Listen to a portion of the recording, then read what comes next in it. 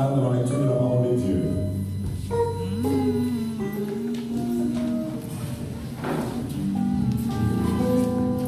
L'église, bon Dieu béni. Amen. Bon Dieu béni, l'église. Dans le même esprit d'adoration, ça, on va ouvrir la Bible ensemble avec dans Somme 28. Vamos a tener la palabra de Dios en el Salmo 28.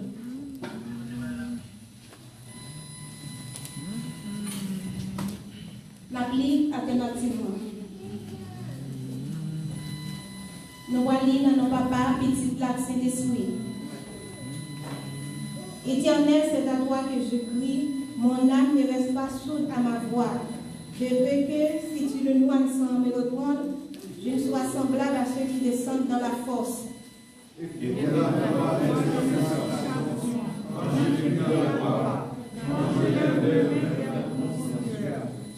Ne m'emporte pas avec les méchants et les hommes iniques, qui parlent de paix à la prochaine et qui n'ont la malice dans le cœur.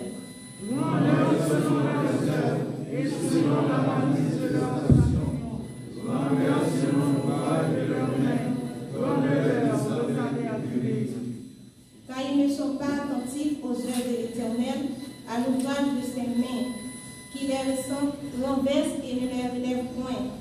Béni soit l'Éternel, car il exauce ma voix de cette situation. Éternel est ma force et mon bouclier. En lui, mon cœur se confie et je suis secouru. J'ai de la détresse dans le cœur et je le loue par mes chants. L'Éternel est ma force et mon cœur.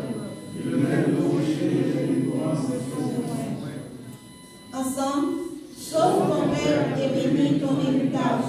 Sois le berger et le soutien pour toujours. Parole du Seigneur. Amen. Kapachita.